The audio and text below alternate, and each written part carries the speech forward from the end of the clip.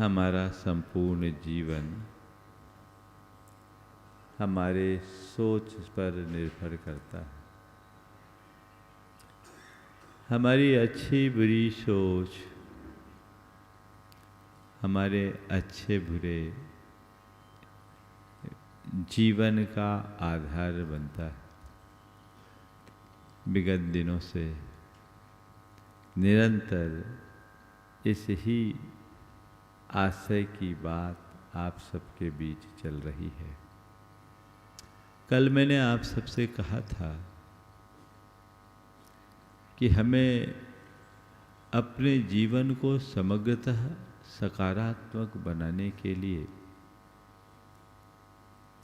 अपने विचारों के साथ साथ बोली और व्यवहार में भी सकारात्मकता अपनानी चाहिए। बोली में सकारात्मकता लाने के लिए कल मैंने आप सबसे 4 प्रकार की भाषा से बचने की बात की थी। आदेश की भाषा, आरोप की भाषा, आलोचना की भाषा और अपमान की भाषा। आज बात मैं कह रहा हूं व्यवहार में सकारात्मक होने की। अपने अंदर झांक कर देखिए, मेरा व्यवहार या बिहेवियर कैसा है। हम जब लोगों से मिलते हैं, कई तरह के लोग हमसे मिलते हैं। कुछ लोग होते हैं जिनकी अमिट छाप हृदय में पड़ जाती है। थोड़ी देर के लिए वे मिलते हैं पर हम उन्हें जीवन भर नहीं भूलते। और कुछ लोग होते हैं, ऐसे लोग होते हैं जिनकी भी छाप तो हृदय में पड़ती है पर उल्टी पड़ती है। एक ऐसा आदमी जो आपके हृदय में उतर जाए और एक ऐसा आदमी जिसका नाम लेना भी आप पसंद न करो। एक प्रतिक्रिया बहुत अच्छा आदमी है और एक प्रतिक्रिया बड़ा वाहियात है। ये 2 प्रकार की प्रतिक्रियाएं अक्सर लोगों से मिलने के बाद हम लोगों के भीतर होती है कि नहीं होती। मैं समझता हूँ मुझे बताने की ज़रूरत नहीं है कि कैसे आदमी के लिए हम बहुत अच्छा आदमी कहते हैं और कैसे आदमी के लिए हमारे मुंह से निकलता है बहुत वाहियात है। आप लोग जानते हैं कि नहीं जानते? हाँ, अब मैं आपसे पूछता हूँ, आप अपने विषय में क्या चाहते हैं? क्या चाहते हैं जिससे भी हम मिलें लोगों के ऊपर उसकी एक अच्छी छाप पड़े? यही चाहते हैं ना? तो लोगों के ऊपर एक अच्छी छाप पड़े तो उसके लिए मुझे क्या करना होगा? मुझे अपने व्यक्तित्व को पूरी तरह से सकारात्मकता से भरना पड़ेगा। जब मेरी सोच सकारात्मक होगी, मेरी भाषा में सकारात्मकता होगी और मेरे व्यवहार में सकारात्मकता होगी, तब मेरा हर किसी के हृदय में सकारात्मक प्रभाव पड़ेगा। देखना है। सोच और बोली की बात तो मैंने आप सबसे कई दिनों तक की। आज व्यवहार का क्रम है। अपने व्यवहार को परखिए। 4 बातें आज के संदर्भ में। नंबर 1, विनम्रता, पोलाइटनेस। नंबर 2, सुसंस्कारिता। नंबर 3, शालीनता। और नंबर 4, सौहार्द। विनम्रता, सुसंस्कारिता, शालीनता और सौहार्द। हमारा जिस किसी से भी संबंध हो, हमारे प्रत्येक व्यवहार में ये बातें दिखनी चाहिए। अब जब कभी भी हम विनम्रता की बात करते हैं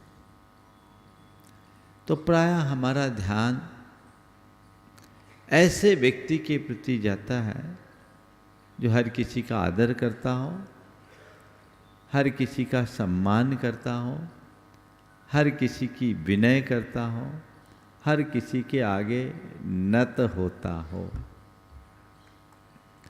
निश्चित ये विनम्रता के लक्षण हैं, पर विनम्रता इतने तक सीमित नहीं है। विनम्रता का मतलब बड़ों का बहुमान करना मात्र नहीं है। विनम्रता का अर्थ छोटों का मान रखना भी है। मेरे भीतर एक विनम्र व्यक्ति है या नहीं, इसकी जांच या परख हम कैसे करें? तो मुझे अपने अंतर में उतर करके देखना होगा कि मेरे सामने आने वाले व्यक्ति के प्रति मैं कैसा व्यवहार करता हूँ, बड़ों के प्रति नत होता हूँ, ये तो अच्छा है ही, पर मेरे पास आने वाला छोटा भी अपने आप को छोटा तो महसूस नहीं करता। मैं उनका मान रखता हूँ कि नहीं, ये हमें परखना है। प्रायः बड़े लोगों में ये देखा जाता है कि उनको अपने बड़प्पन का अभिमान हो जाता है और वे सदैव इस बात की अपेक्षा रखते हैं कि छोटे मेरा मान करे। पर भाई, छोटे बड़ों का मान करे, पर बड़े भी तो छोटों का ध्यान रखे। जब तक आप ऐसा नहीं करेंगे तो सही मान भी नहीं मिलेगा। चाहे घर परिवार की बात हो, समाज व्यवहार की बात हो, या जीवन का कोई भी क्षेत्र क्यों ना हो, हमें चाहिए कि अपने व्यवहार में इस बात को ध्यान में रखे। एक बार मुझसे पूछा गया, महाराज से बड़े आदमी की क्या पहचान? शंका समाधान में पूछा, बड़े आदमी की क्या पहचान? आपसे अगर मैं ये सवाल करूं तो आप तो यही बोलोगे कि बड़ा आदमी वही है जिसके बड़े ठाठ हो। जिसके बड़े ठाठ हो उसको बड़ा आदमी माना जाता है। जब मुझसे पूछा गया कि बड़ा आदमी की क्या पहचान, तो मैंने उससे केवल इतना ही उत्तर दिया, बड़ा आदमी वही है जिसके पास आने वाला कोई आदमी अपने आप को छोटा महसूस न करे। जिसके पास आने वाला कोई भी व्यक्ति अपने आप को छोटा महसूस न करे, वो बड़ा आदमी है। दरअसल बड़े का बड़प्पन इसी में है कि उसके पास आने वाला छोटा भी अपने आप बड़ा बन जाए।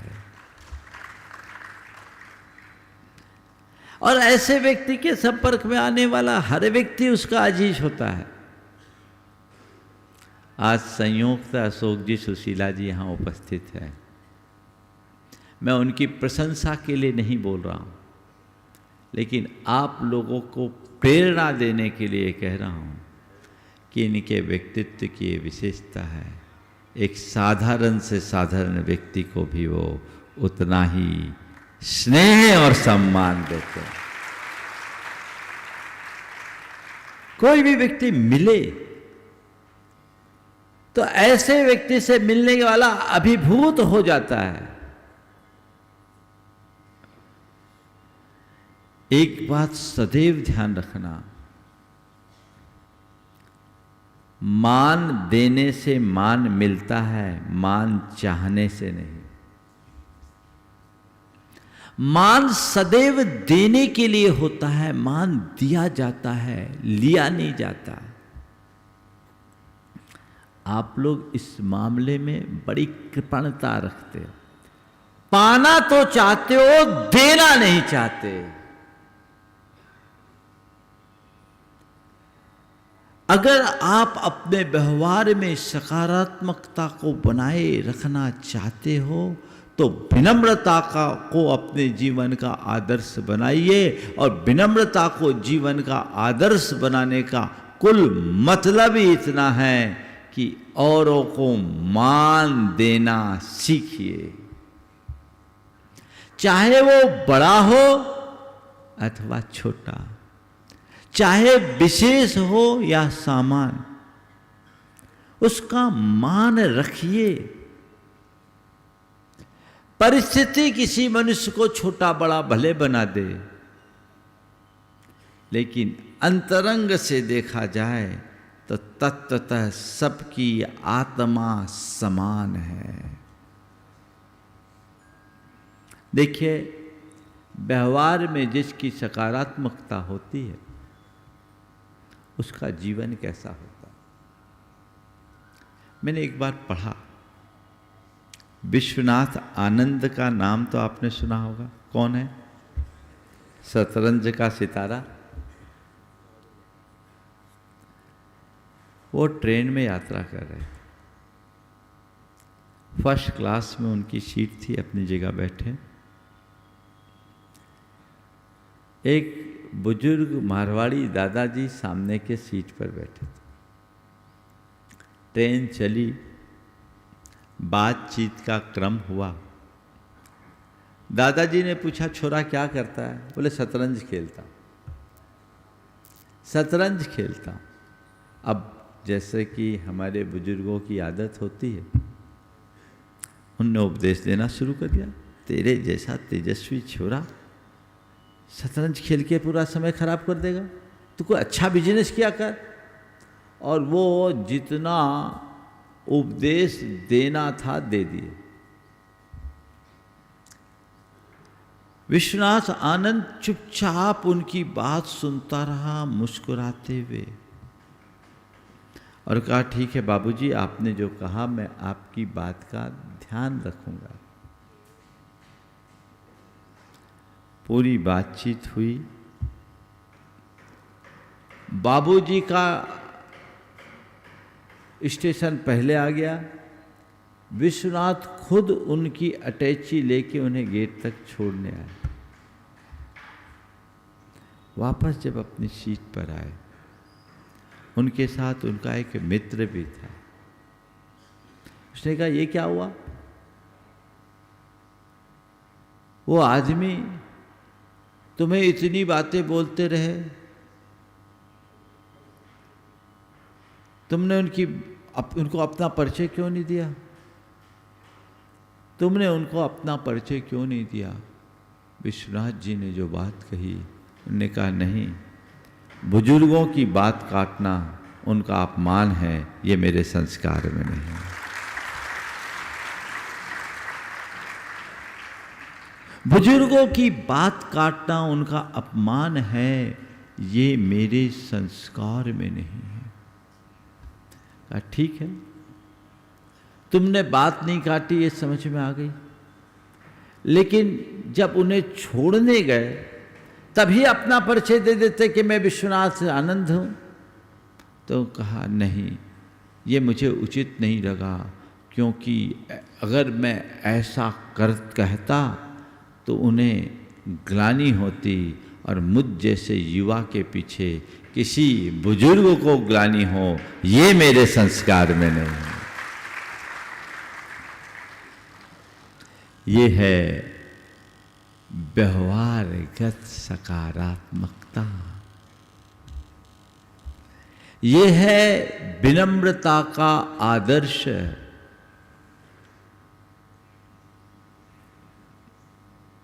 आप कर सकते हैं।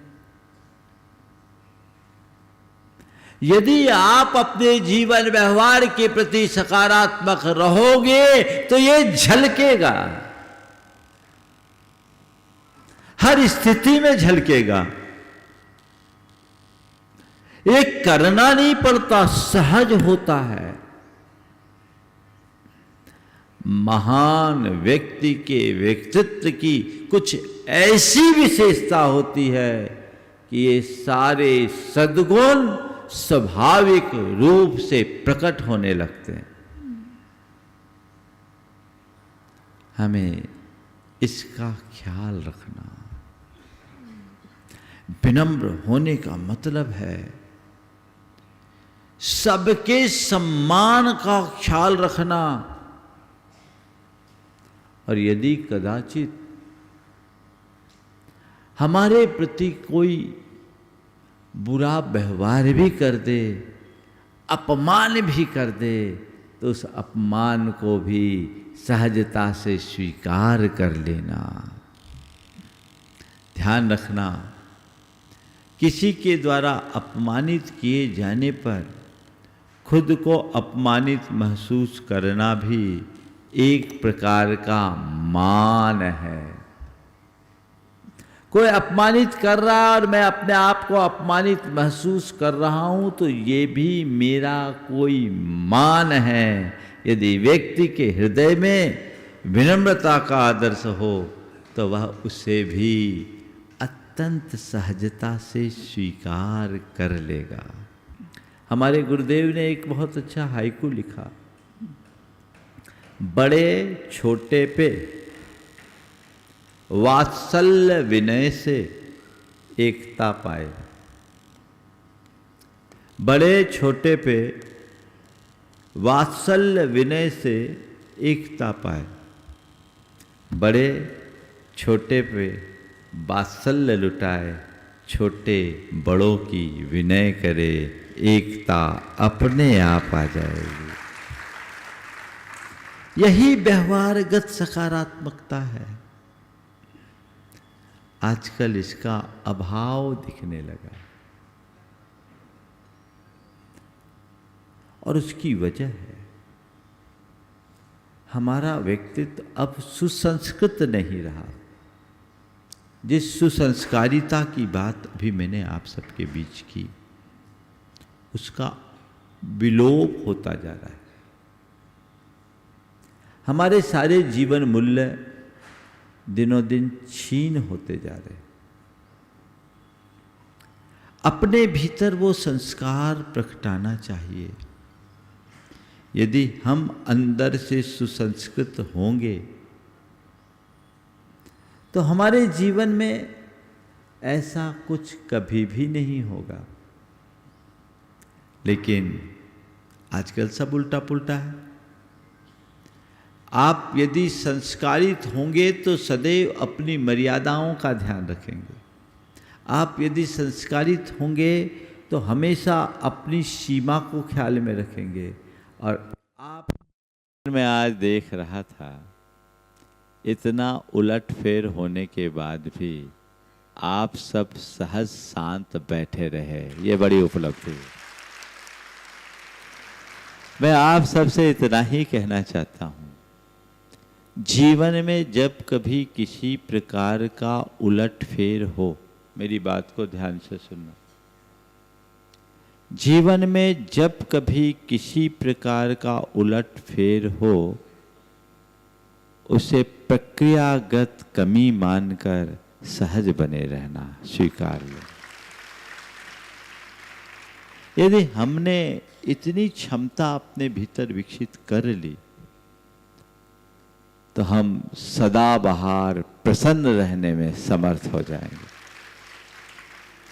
सकारात्मकता का यही एक लक्षण है। मैं आप सबसे कह रहा था कि बड़े छोटे पर, छोटे पे वात्सल्य विनय से एकता पाए।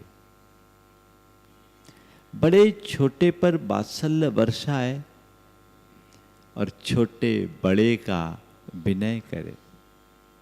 गुरुदेव ने एक दिन बहुत अच्छी बात की। हम लोगों की दीक्षा हुई, उसके बाद हमारे साथ के एक दो महाराज थे जो किसी को आशीर्वाद नहीं देना चाहते, उनको थोड़े से संकोच लगता था। तो गुरुदेव ने कहा, देखो जो श्रद्धालु आता है वो भक्ति भाव से तुम्हें नमन करता है, तो उसको आशीर्वाद देना उसकी श्रद्धा का सत्कार है, तुम्हारा कर्तव्य है। आशीर्वाद दे रहे हैं, यदि तुम पर गुरु अपना हाथ उठा रहे हैं, यानी तुम्हें केवल आशीर्वाद नहीं दे रहे हैं, तुम्हारी श्रद्धा का सत्कार और अभिनंदन भी कर रहे हैं। और आप लोगों को भी अच्छा लगता है ना, हाथ उठ जाए तो अच्छा, अरे महाराज ने तो देखा ही नहीं, गड़बड़ होता है। देख लेने से मन में संतोष होता है। हालांकि कई बार व्यवस्थागत बातें होती है, हम लोगों की व्यस्तता रहती है, न भी उठे तो ये मान लेना मैंने नमन किया, हृदय से आशीर्वाद तो मिल गया। सामूहिक रूप से तो हम लोग दे ही देते हैं ना। अब दिन भर का तांता लगा रहे तो सीमा तो सबकी रहती, लेकिन ये केवल कहने की बात है। यदि कोई छोटा तुम्हारे पास है तो तुम्हें अपने बड़प्पन का ध्यान रखते हुए उसके विनय का ख्याल रखना चाहिए। सुसंस्कारिता की बात मैं आपसे कह रहा था। संस्कार होना चाहिए, मर्यादाहीन आचरण नहीं करना चाहिए। हम कभी भी किसी से कोई बात करें, व्यवहार करें, उस समय अपनी हदों का हमें सदैव ध्यान रखना चाहिए। यदि ये चीजें हम ध्यान में रखते हैं तो हमारे व्यवहार में सकारात्मकता होती है। लेकिन आजकल देखने में ऐसा आने लगा कि लोग छोटे बड़े का कोई लिहाज नहीं करते और टका सा जवाब देने लगते, मामला गड़बड़ हो जाता है।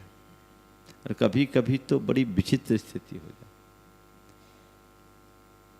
पोते ने दादी के जन्मदिन पर उसको फुटबॉल गिफ्ट किया। 80 साल की दादी और दादी का जन्मदिन, और पोता दादी को फुटबॉल गिफ्ट कर रहा है। दादी फुटबॉल देखी, बोला बेटा ये क्या मजाक कर रहा है तू? इस उम्र में कोई फुटबॉल खेला जाता है, तू मुझे फुटबॉल गिफ्ट दे रहा है? तो पोते ने कहा, दादी आपने भी तो मेरे बर्थडे में मुझे माला गिफ्ट दी थी।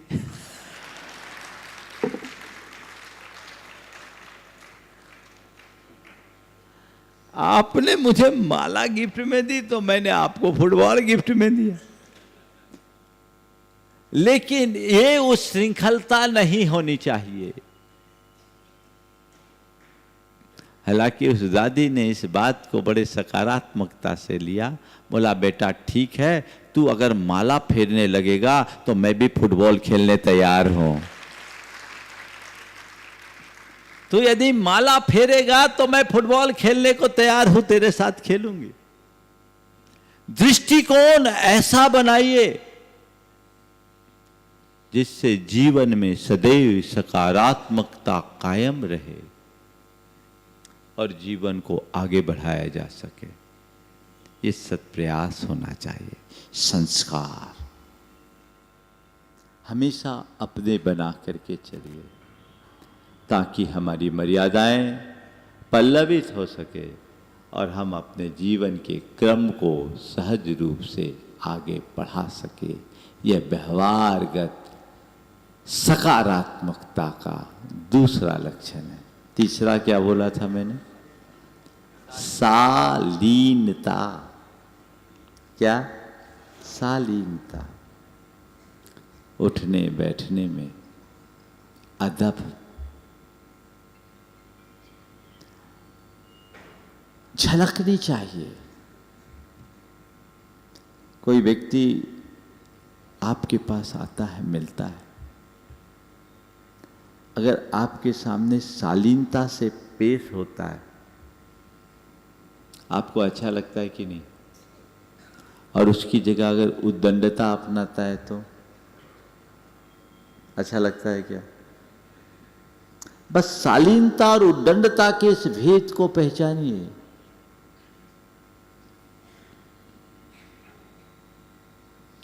आप कहीं भी आए, कहीं भी उठ गए, कहीं भी बैठ गए, ये शालीनता की पहचान नहीं।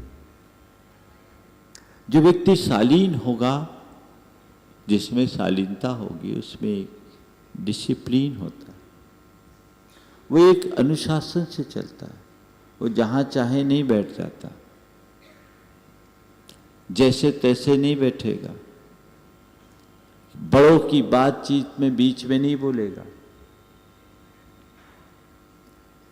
जो जब जैसा करना है वो उचित ही करेगा।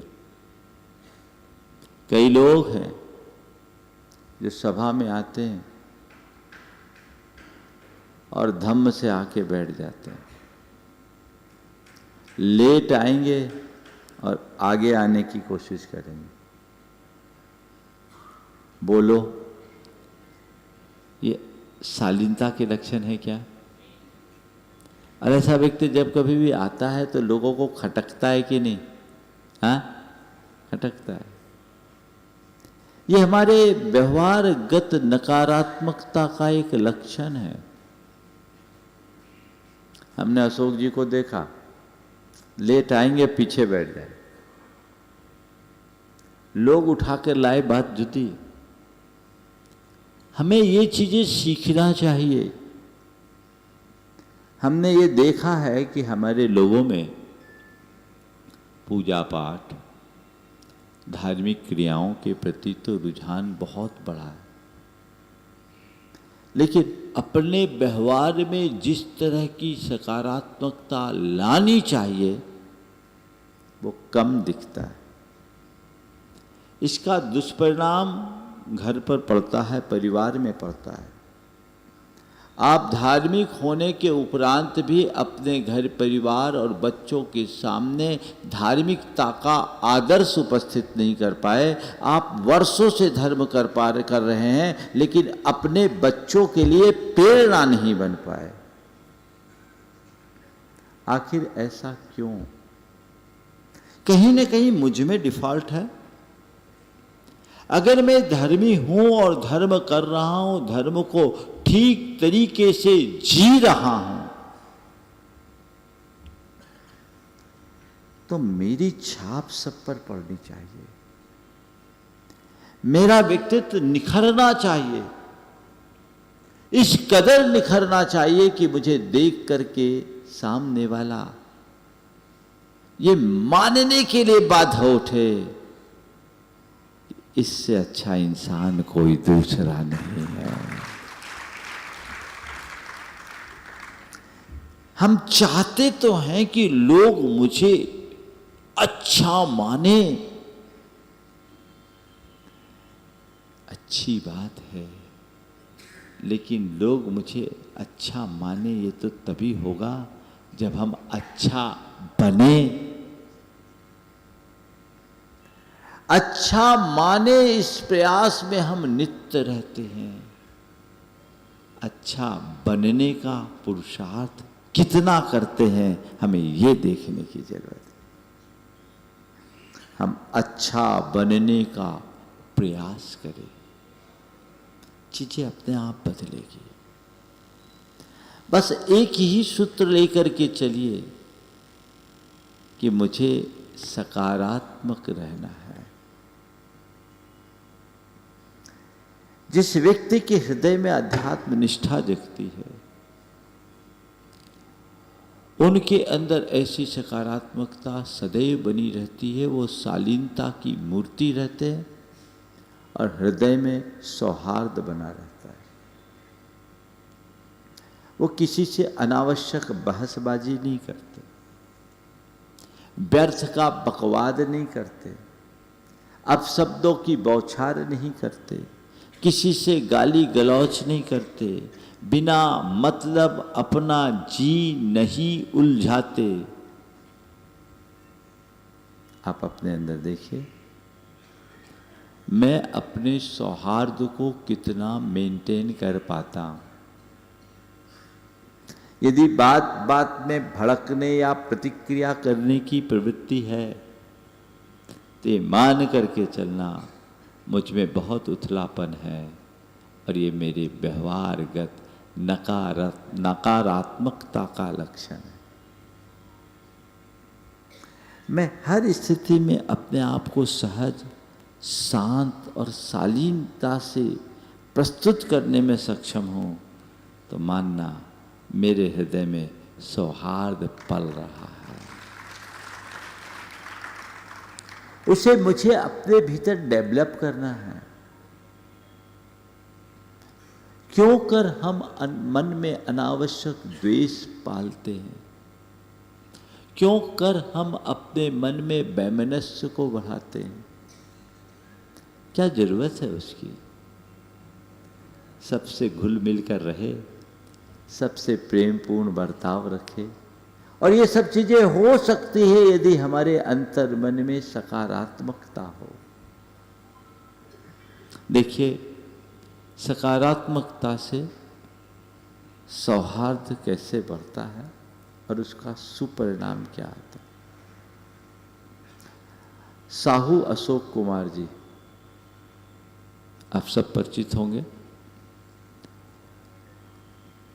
जैन संस्कृति के विकास में उनका बहुत बड़ा योगदान है। आज जैसे अशोक जी हमारे बीच हैं, अपने ज़माने में साहू अशोक जी भी वैसे ही हमारे संस्कृति के पहुरुए के तरह थे। साहू परिवार का दिगंबर जैन समाज के विकास में बड़ा योगदान रहा। साहू शांति प्रसाद जी के बाद उस विरासत को साहू अशोक जी ने संभाला और जैन समाज को एक लंबे समय तक अपना नेतृत्व दिया। एक बार वो कोलकाता में थे। कोलकाता के बड़े मंदिर में एक बैठक थी समाज की, और कुछ लोगों ने उस बैठक में साहू जी का विरोध किया और उन्हें चूड़ियाँ दे दी, चूड़ियाँ पहनाने का प्रयास जैसा किया। आप सोच सकते हैं, साहू अशोक कुमार जी जैसे व्यक्तित्व का, उनकी उपस्थिति में बैठक चल रही है और बैठक में उन्हें चूड़ी पहनाने की कोशिश की जाए, क्या स्थिति बन सकती है? परिस्थितियां विपरीत थी। साहू जी ने कोई प्रतिक्रिया नहीं दी, वो सहज बैठे रहे। मीटिंग खत्म हुई, वो नीचे उतर के आए। भागचंद जी पहाड़िया उस समय उनके साथ थे। उन्होंने ही मुझे ये घटना सुनाई। मैं कई बार अपने प्रवचनों में ये बात उल्लेखित कर चुका हूँ। रास्ते में उनके जितने भी प्रशंसक थे, उनको अच्छा नहीं लगा। बोला, साहू जी आज बहुत बुरा हुआ, अच्छा नहीं लगा, पर आपने कुछ बोला क्यों नहीं? आज अच्छा नहीं लगा, बहुत बुरा लगा, पर आपने कुछ बोला क्यों नहीं? साहू जी ने जो बात कही वो उनके अंदर की सकारात्मकता प्रेरित सौहार्द की अभिव्यक्ति है। उन्होंने कहा, मैं क्यों बोलूं? मैं क्यों बोलता? मैं तो केवल एक ही बात सोच रहा था, उनको आश्रय हो रहा है, मेरी निर्जरा हो रही। मैंने जब सुना तो मैं दंग रह गया कि साहू जी ये लेवल पे थे। आश्रय हो रहा है यानी उनके कर्म का बंध हो रहा है, वो कर्म बांध रहे हैं और मेरे कर्म कट रहे हैं। भले वो आदमी रोज पूजा पाठ नहीं करता, साधुओं को आहार नहीं देता हो, लेकिन मैं मानता हूं उस व्यक्ति के हृदय में धर्म का दिव्य प्रकाश था। तो मैं आप सबसे यही कहना चाहता हूं, धर्म के अंतरंग स्वरूप को आत्मसात कीजिए, प्रतिपल आनंद की अनुभूति होगी। और न केवल आपको आनंदानुभूति होगी, आपको देखने वाले, आपके संपर्क में रहने वाले लोग भी आनंदित और प्रसन्न रहेंगे। ये प्रयास सबको करना है। तो हमें व्यवहार में सकारात्मकता को विकसित करने की जरूरत है। आज समय बढ़ गया क्या? चलिए, बहुत अच्छा। मैं तो सोच रहा था समय पूरा हो गया तो समय पर पूरा कर दूं, लेकिन बीच के व्यवधान से मुझे संकेत मिल गया कि थोड़ा सा चैनल वालों ने भी एक्सटेंशन कर दिया। एक बार उनका भी आभार व्यक्त करें। सौहार्द अपने भीतर विकसित करना है, हर स्थिति में विकसित करने की कोशिश कीजिए। एक ही बात, एक ही धुन अपने मन में जगाइए कि मुझे हर स्थिति में सकारात्मक रहना है। ये बात यदि आपके सबकॉन्शियस में बैठ जाएगी, आपके जीवन और व्यवहार में आश्चर्यजनक परिवर्तन घटित होगा। और ये परिवर्तन ही तो हमारा लक्ष्य है कि नहीं? क्या है? जो चल रहा है, जैसा चल रहा है वैसा ही चलता रहे, या कुछ हट के हो? क्या चाहते हैं आप लोग? आप लोग हर बात में चाहते हैं कुछ हट के, जरा हट के, है ना? चाहते कि नहीं? जरा हट के, ये तो एक टैगलाइन देखता हूं कहीं, जरा हट के। वंडर सीमेंट में आता है, फर्क नजर आएगा, ये टैगलाइन है। क्या? फर्क नजर आएगा। भैया, बाकी में फर्क नजर आएगा।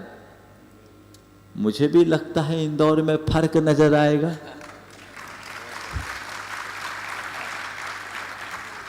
मैं कहता हूं फर्क नजर आएगा नहीं, फर्क नजर आना चाहिए।